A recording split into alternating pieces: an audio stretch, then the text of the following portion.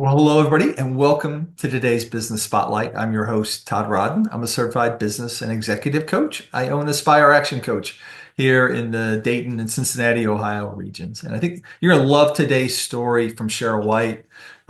Really a story of a business truly starting from the garage. We hear that a lot, but this was the case with National Access Design, but growing the business, prospering over the last 14 years, but also building a culture that's really committed to serving the community and volunteer work for organizations as well. So, if you're new to the Spotlight series, we're thrilled to have you join us. We encourage you to hit the subscribe button so you receive future messages like you're going to hear from Cheryl today. So, without further ado, Cheryl White, President of National Access Design, a manufacturer of swing doors and dock seals and many more products. Welcome to the Business Spotlight series. Take a second, introduce yourself, tell us a little bit more about the business and how did you get started in swing doors? Okay. So hello, everyone. I'm happy to be here. My company, I started in the traffic door business in 1982 at my father's company.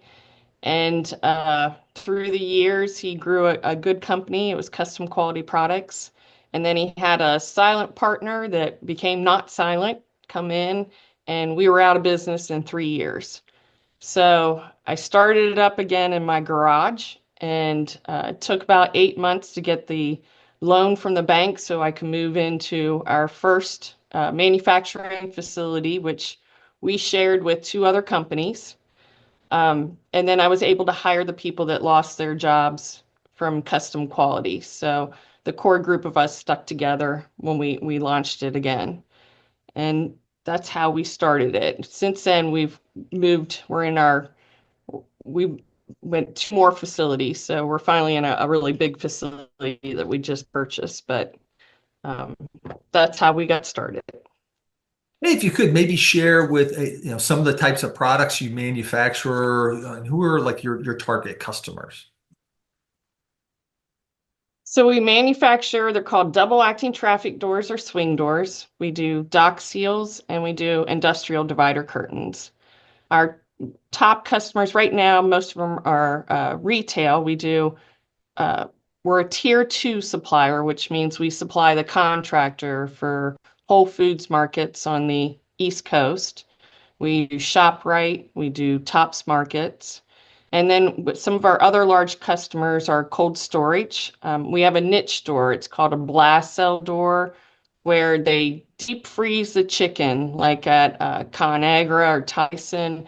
When they put the chicken on pallets and skids, and it's negative 35 on the outside, and then they put it in a room and blast it with negative 70. So we're the only ones with a manual door for that application that's less expensive than the alternative doors and easier to repair and helps keep down the injuries for them.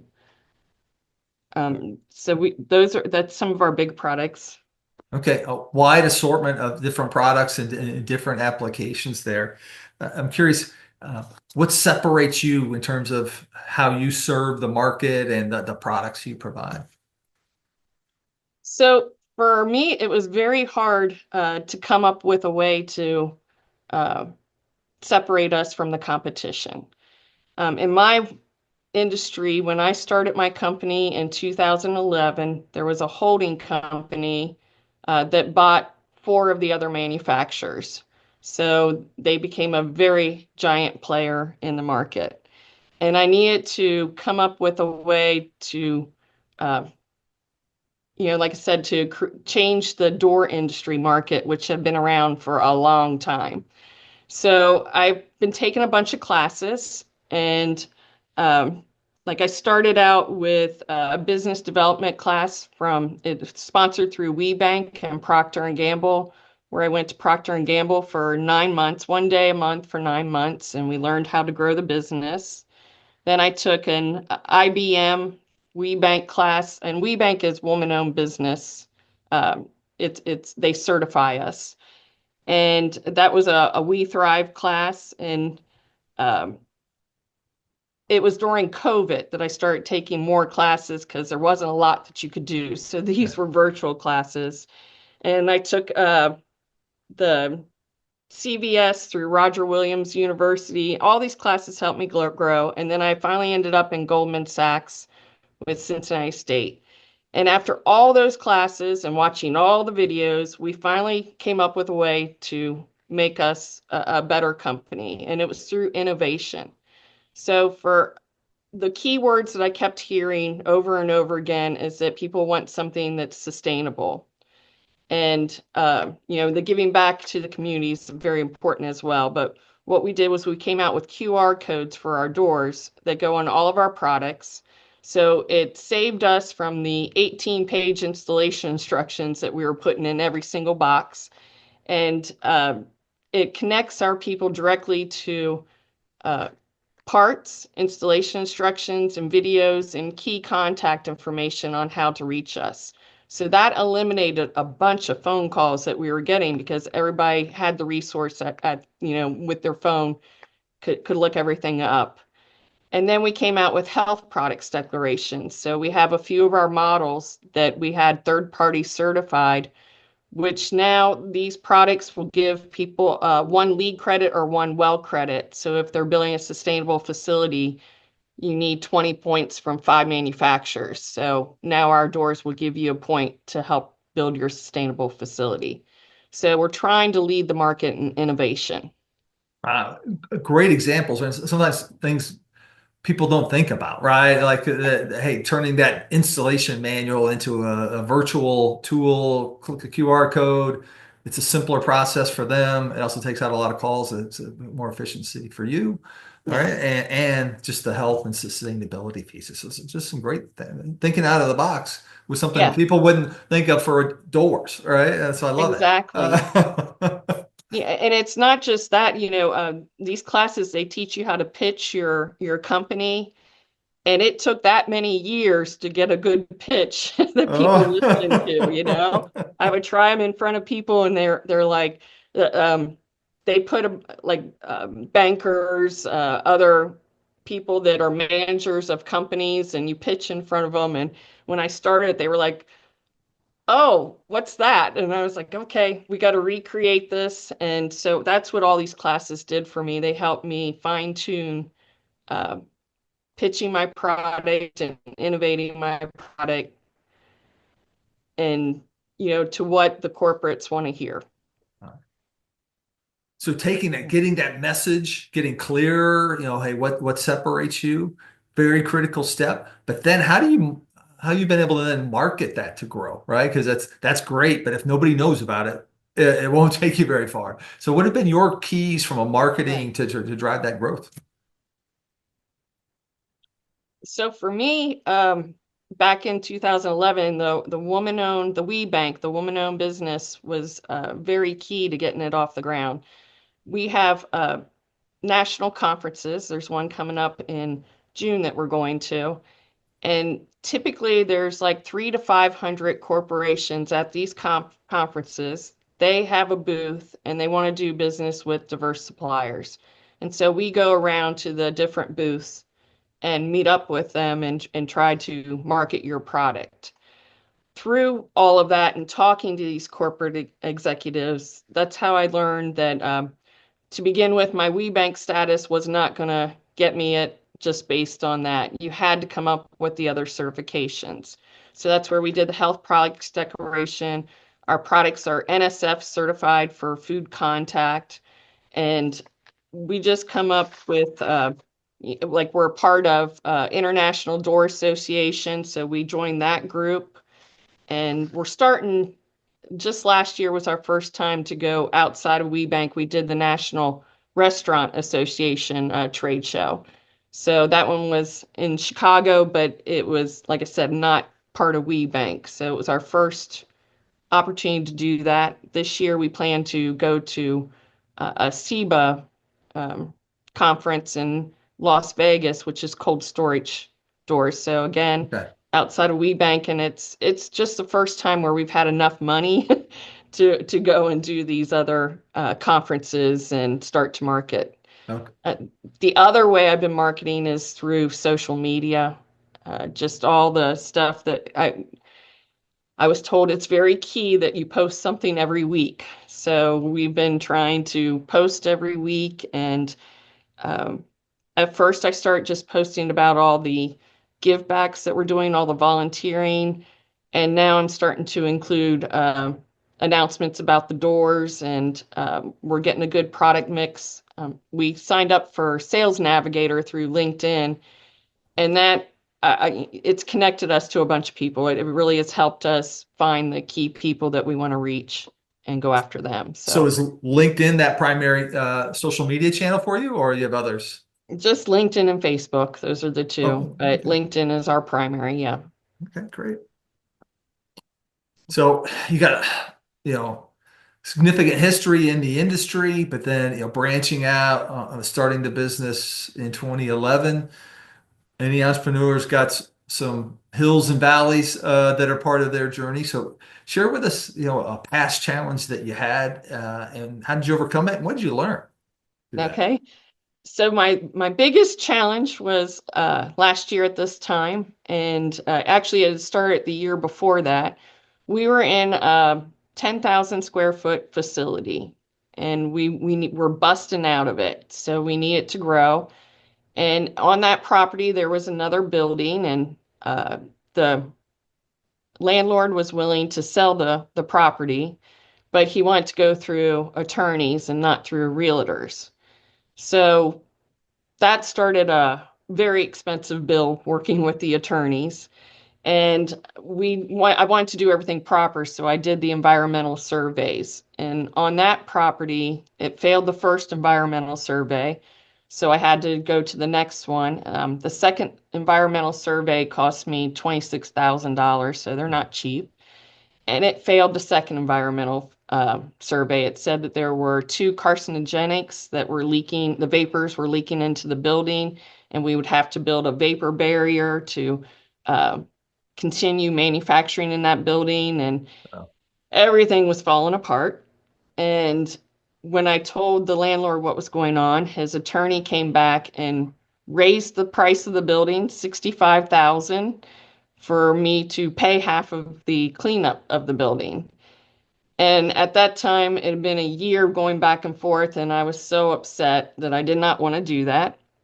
So I found a building that was 4 blocks away, and we had been looking for years. It's very hard to find a manufacturing facility that's clean, especially here in Cincinnati.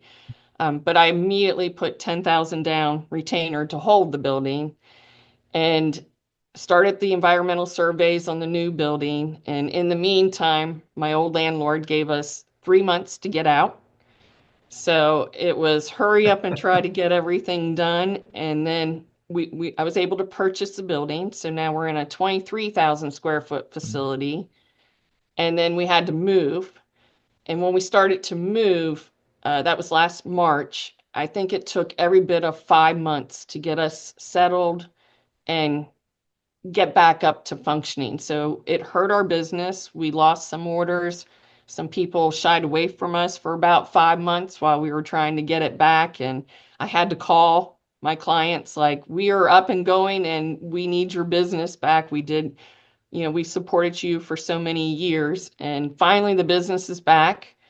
And this is looking, depending on what happens, it should be our best year ever this year. So we're very excited. awesome. Great, great recovery story. I'm Yeah. curious, knowing what you know now, what would you do different? So I work a lot more with, I got involved with the community, with Alloy and Hamilton County Small Business Development. And I started listening to what they were telling me to do. So like for buying a building, I'll never go through an attorney again. That's always to go through a realtor because that was a much easier process. But checking with people that are important people in your community that know what's going on is the best way to move forward and not assume that you know something. So, some of the things that those companies helped me do, Alloy helped me with my 504 business loan. So that was great. And then that means that you only have to put 10% down when you buy something. And then they also had like an economic gardening class that I took, and it was a free service. And they gave me five people that gave me 30 to 40 hours of their time to research our growth and where we're going. And then like Hamilton County Small Business Development and ECDI, they all have classes inside their building, like if you need to learn QuickBooks or if you need to learn marketing or accounting, and they're all free. They're free to everyone.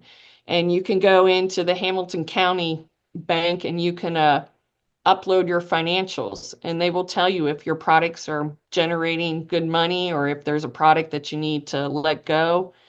They have a big computer system that just does it all for you. And again, these services are completely free to everyone. So I strongly recommend that people get involved with those. Okay, great, And great they have examples. networking. Yeah. They have networking events, so you can meet everybody else in your community. Right. Outstanding examples, tapping into the resources and the expertise that's available in the local community to help out smaller businesses. So great, Yes. great. And those are for all businesses, not just woman owned. So it's all small businesses. So that was over the past year or so. So as you look forward, you look out the front window, what's a challenge you're trying to solve for?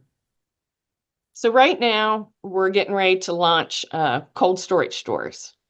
And the cold storage stores, we're trying to get unique hardware that's patent, but the company that patents it is from Spain. And we will have the door body will come from the United States, but the hardware is coming from Spain. In the past couple weeks, it's kind of been put on hold, but this morning, everything is moving forward. We were worried about how the tariffs were going to affect everything, but it's actually working out, and we're moving forward. So hopefully, it'll probably take about 3 months to launch that product, but we're very excited about expanding our market into the cold storage door market. So again, new product line on the horizon coming very quickly. If you need anybody to go work with that supplier in Spain, I'll just let you know I'll volunteer. Um, and so you got that growth coming, but what do you see longer term? You look down the road, I don't know, 5, 10 years. What's your vision for the business? So I like to really dream big. Um, some of the things when I took the Goldman Sachs class, my what I researched was starting in the service industry. So the DH Pace overhead door, their large service industry here in the United States, and they each do over 1 billion in sales. The next four companies that I researched, the smallest was 300 million in sales, and that's just door service work. And I would like to get 1% of that. So I want to expand into service. I've done two jobs, and I'm hoping that I broke even. They were very big learning curves. And so I'm getting ready to take a NASDAQ class, and that's to study how to launch the service work a little bit better so that maybe I don't lose quite as much money trying to get it off the ground. But here we're looking at that. We can expand. There's plenty of different areas to expand in the manufacturing side. And so I'm looking at a building that's across the street from me. And the guy said he's looking to sell it in the next 5 years, but he needs service work on some of his hollow metal doors right now. And he doesn't know I'm going to do this, but I'm going to come over and if he pays for the hollow metal doors, I'm going to offer to install them if he will give me first rights to buy his building in 5 years. Because I figured we outgrew the last one, and it took us 9 years to outgrow the 10,000 square foot. But I just think we're starting to roll, so we'll outgrow this one in 5. Is what I'm hoping. I love the confidence. All right, it's gonna happen. Right, Yep. it's gonna happen. Dream big, like you said. So, so we talked a little bit offline about the importance of team. So maybe share, what have been your keys? Talk about your team and how you've been able to, kind of build, attract, and retain your players. So COVID really changed the pay market. we were paying our starting pay back then was $13 an hour, which was very low back then. Mhm. So we had to raise it. We're currently at $17 starting out for the manufacturing, but I think we're going to increase that more. The increase in pays help bring people in, but to motivate your employees, I'm trying to um, do things a little bit different. So our full-time work is at 36 hours. As long as they put in 36 hours, they can accrue their vacation and their sick time. And that gives them flexibility. So if they have doctor's appointments or things that they need to do, they need to tell us that there's an appointment Right. coming up. But we're, as long as they're putting in the 36 hours, we're pretty flexible. Um, I give treats. I keep food and stock in our kitchen so that there's my employees don't go, I'm not going to pay do their lunch, but there's snacks out there so that they have food to keep them happy while they work. I don't want somebody getting upset and angry just because they're hungry. Yeah. We do other incentives. So we just did March Madness and everybody got to fill out their brackets and then nobody paid anything, but I gave $100 to the first place winner, 50 to second, and 25 to third. And it was just great because the whole March Madness, everybody, we had it out on a board, posted on a board, and everybody kept coming in to see where they were on the spots. And then the one guy came to me and said I wasn't doing the point system right, so I had to change it to what the standard point system is so that he would win. But that was fun, and they're like, "Oh, what can we do next?" So I'm gonna see if there's something that we can do for the Derby. Okay. Okay. Yeah, Yeah. Seasonal. Good.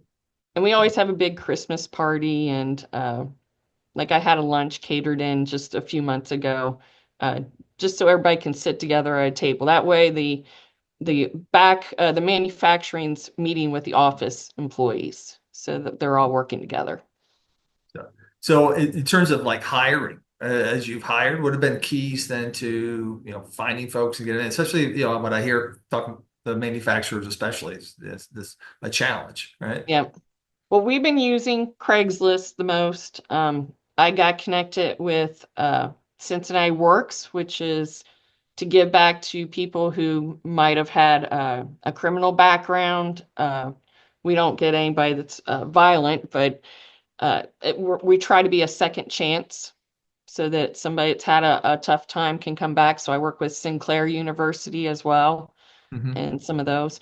I was working with temp agencies, but I I, I did have an issue that arose, and it was just that the person was not qualified to be here, but uh, Hmm. it involved a legal battle and me having to settle on that. So I'm not so much into the temp services at the moment, just because with being in manufacturing, they really need to be qualified to work on the machinery and the Hmm. equipment here. Okay, great. So as you look back, Cheryl, in your journey, what have been your keys to success that you'd share with other entrepreneurs?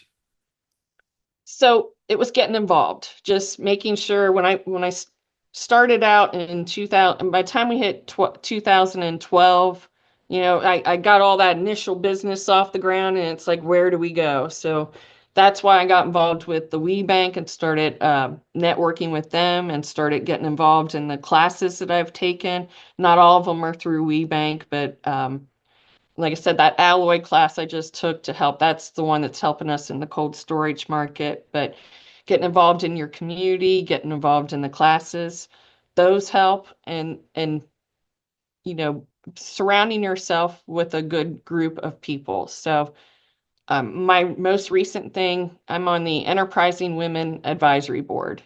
And that's a magazine, but they also have a foundation. And the foundation's what I work with them on. So we have a program for girls interested in STEM fields. And the first one in Cincinnati was last year, and I did it at Withrow University or Withrow High School University, whatever they call themselves. And we had 97 girls come, and they learned an hour and a half of financial literacy. And then I had women of color get up on the stage that are successful in STEM fields, and and tell them about their stories and about their struggles. And then we had lunch with them. And this past weekend, the last one we did for three schools. We did Withrow, Walnut Hills, and Marshall High Schools. And we awarded, Enterprising Women gave out one scholarship, and we gave two scholarships. So one girl from each school got a scholarship to go to the Enterprising Women, um, their big meeting that they have. And it was last week in Nashville. And the girls got down there and they got another hour, couple hours of financial literacy. Then they learned how to present themselves. So they came around to our tables. They would tell us their name, what school they were with, what their interests were. And then we would sit down with them again at the table and help them, learn what they needed to do to go into whatever field of business or that they want to go into. It was a great program. And then I met so many other women there that are also trying to give back. And then we just connected. And, like for me, I was lucky enough to have a lady from Bath and Body Works reach out to me today just to connect on LinkedIn. But to me, that was great. I will take it. Love those examples, and again, speaks to what I mentioned at the very start of this. Your passion and commitment for serving others and serving in the community, and not only being connected to the resources there, but then flipping that around and giving back in many different ways. So kudos to you and your team for Thank that. you. Yeah. Yeah, So some of our current ones are working with Little Brothers, Friends of the Elderly. On Saturday we went and set up a dance for the seniors that they were going to have that night. We've done their help cook their Christmas meals. We give back to Beach Acres to support the orphanage there. So we buy backpacks for them, school supplies, Christmas toys. I'm very big into children on Christmas toys, so I actually shop all year round and collect every sale item I can find. And then we did last year we did Beach Acres in the community of Ripley, and I always buy bicycles. I give away 4 bicycles every year at Christmas time for oh, needy kids. that's special. So, and I Great. feel good about it, and it just I'm hoping that other people feel good about it, might buy for me because I support the community. Well, Cheryl White, our time here flies very quickly today. So you already mentioned being active on social media, both LinkedIn and Facebook. But what are other ways for folks to be connected with you and the business, and or to follow National Access Design? Well, our website is nationalaccessdesign.com. We want to make people spell it out so they don't forget us. Okay. And then again, it's Cheryl White LinkedIn, and we have the National Access Design Facebook page. And I'm always open to connecting and helping others. I want to help other businesses grow as well as I have. And so I'm here to help everyone, Yeah. not just in the doors, but in their business as well. So as we wrap up, I'm curious. I think I might have a sense from just what you shared, but what are you inspired by today? So I am just so I love my industry. I love selling doors. It's in my blood. It's what I do.